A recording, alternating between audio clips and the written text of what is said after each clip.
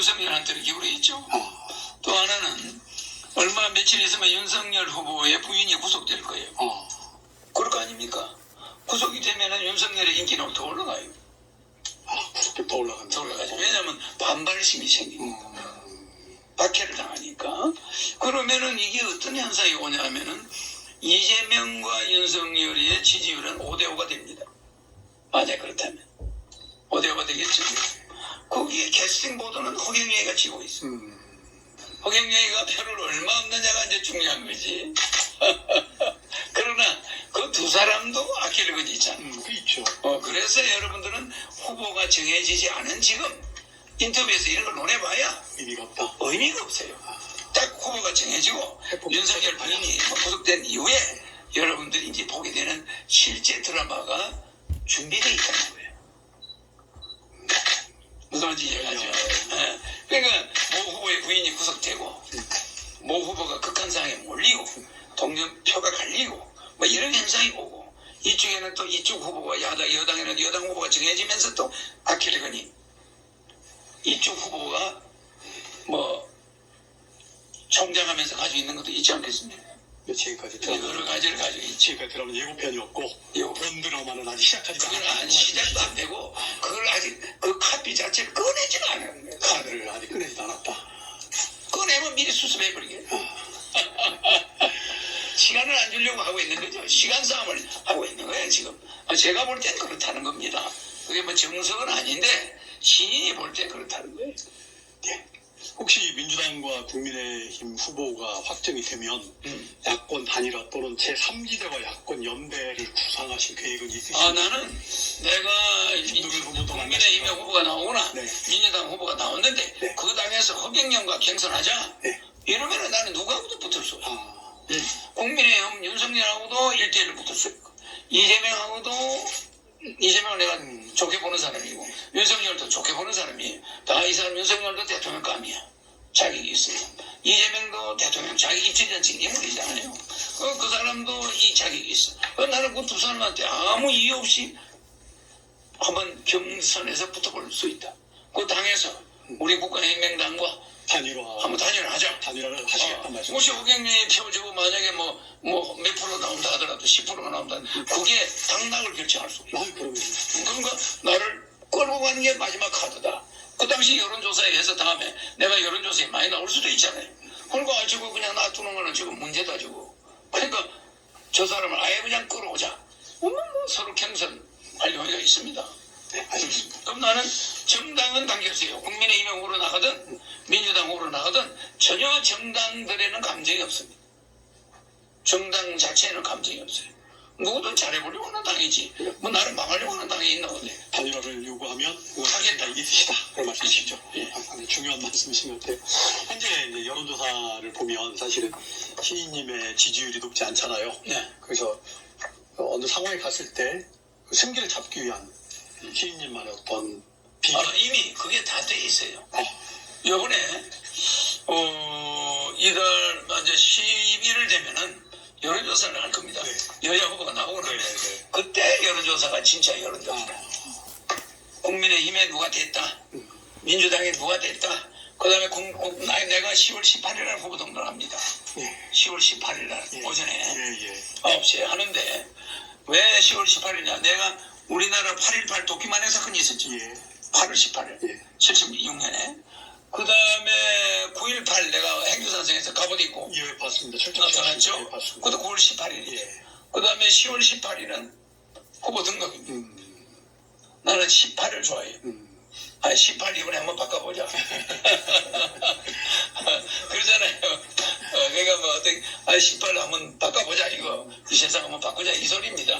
그러니까 18로 내가 시리즈로 나가요. 국회의원 정신교육 때 계속 보낸다고 말씀하시는데 정말 보내실 겁니까? 그렇지. 정신교육 때는 대통령 되면은 헌법 76조 1항에 대통령 긴급 경제명령권이 있잖아요. 긴급 재정명령권 해가지고 이제 1억씩을 줍니다. 그럼 1억이 2달 안에 완료가 되잖아요. 완료되겠죠? 그거 딱 주고 나면은 국민 여론이 좋아집니다. 1억을 다 받았으니까. 그 다음에 월 150만 원 주는 거는 국회를 통과해야 돼. 국회의원이 해주겠습니까? 안 해주겠죠. 안 해주죠. 예. 이 국회의원들의 권력은 어떤 권력이냐? 우리나라의 국회의원의 권력은 여러분들이 잘 아시죠? 국회의원들의 권력은 그 사람들은 이런 권력을 가지고 있어요. 에? 이 무슨 권력이죠? 무소불위? 무소불위죠. 네. 무소불위의 권력을 가지고 있습니다. 그러니까 이 무소불위의 권력을 가지고 있으니까 아무도 얘네들이 180명, 여가 100명 뭐 다 가지고 있어요. 이 무소불위의 권력은 어떻게 만들었는지 모르지만은 합리적으로 만들어져 있다고 자기들 주장하잖아. 그럼 이 300명을 지고 있는 여야가 허경영이가 국민한테 150만 원 주자면 하겠어요. 1억 주는 거는 내가 강제로 할 수 있잖아요. 헌법대로. 그러면 재정명령권을 줬는데 지금 나는 계엄을 선포하는데 이 돈을 준 2달 후에 바로 계엄을 선포하는데 밤중에 합니다. 새벽에. 바로 하면서 새벽에 전부 자다가다 체포돼서 들어갑니다. 그럼 어떻게 하냐? 아침에 일어나보니까 전부 끝났어. 다 들어갔고 조용해요. 그럼 왜 이걸 하냐? 보세요. 150만 원씩 줄래니까 국회의원들 말 듣겠어요?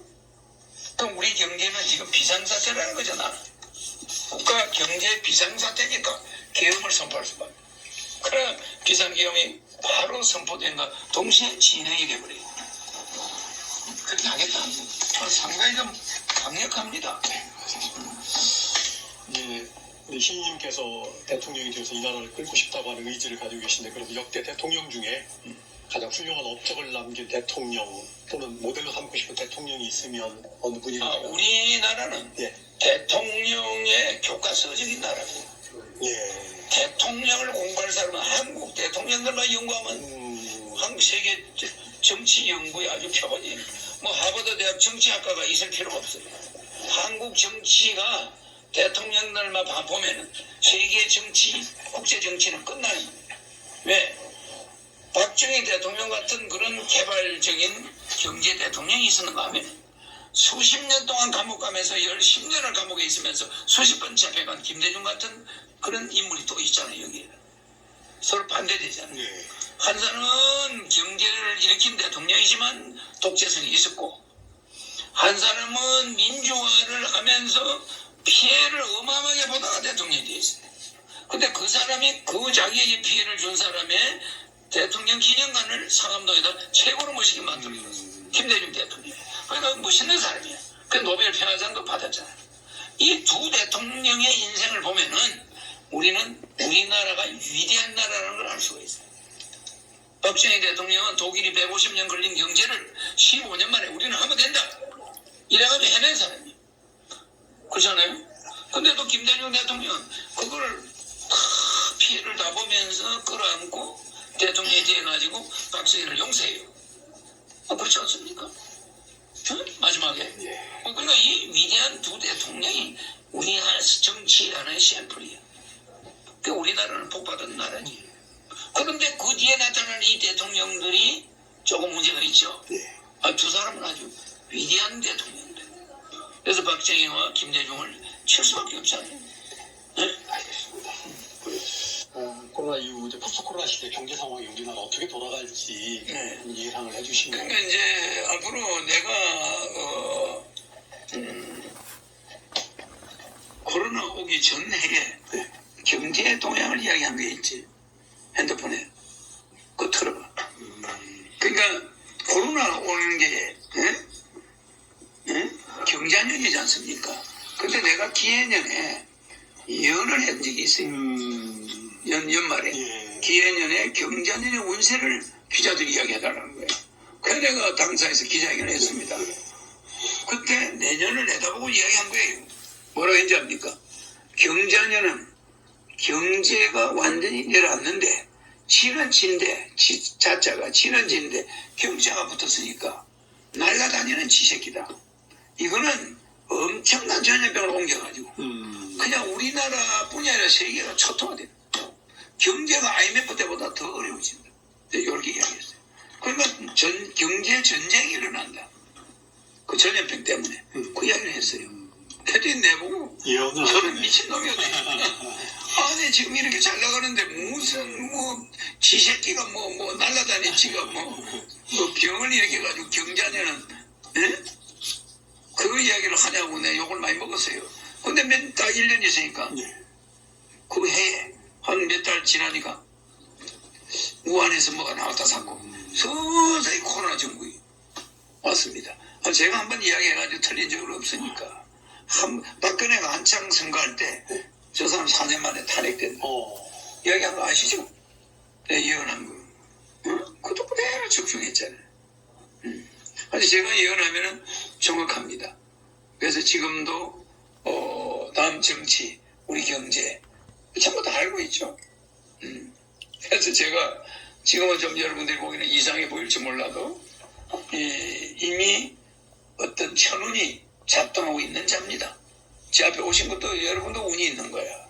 왜냐하면은 추석날 왜 하필이면 추석날 오징어 게임이 나옵니까? 거기서 내가 나타나요. 바로 즉시 패러디가 당일날 패러디가 돼요. 허경영 게임으로 둔갑해요. 허경영 50% 넣으면 1억 주고 매월 150만 원 준다. 그게 게임이에요. 뭐 이렇게 돈 456억 혼자 가지기 위해서 죽을 목숨 걸고 뛸 필요 있냐? 그냥 허경영만 찍으면 된다. 간단한 게임이다. 이래가지고 그냥 나가요. 오징어 게임이. 엄청난 파장을 가져왔습니다. 그래서 어떤 그 운이 있어야 되지 않느냐. 또 행주산성에서 백마 타고 대통령 출마하는데 소나기가 어마어마하게 왔어요. 11시까지. 도저히 방송을 찍을 수가 없는데 내가 거기 딱 도착할 때 갑자기 그냥 해가 나타났는데 얼마나 해가 밝았던지 그 비가 소나기가 아침부터 소나기가 오다가 갑자기 해가 나타나니까 내가 도착하자마자 구름이 사방으로 도망가요. 그 해가 비치니까 그 감독이 KBS에서 그 세트 촬영 준비했는데 비가 와서 오늘 철수해야 되겠다고 이러다가 내가 11시 도착하는 순간에 그냥 쫙 거쳐져가지고 그것도 기적이 있어 일어났어요. 여러 기적을 나는 몰고 다닌다. 선생님 아까 오늘 그 햇살도 저는 정말 기적 같아요. 그 이상하죠? 그건 왜 선생한테 그걸 보여주느냐? 선생이 그 기적을 봐야 정신 차리고 글을 쓰는 거죠. 정신 차리고 자신 있어요. 그렇습니다. 저기 그런 사진이 수백 장 있어요. 그런 사진이 수백 장 있어요. 이 하늘 위에는 특수한 현상이 있습니다. 이제 내년에 대선이 있고 우리나라 부분이 사실 많이 좀 걱정도 되고 합니다. 그러니까 그거는 부분에 대한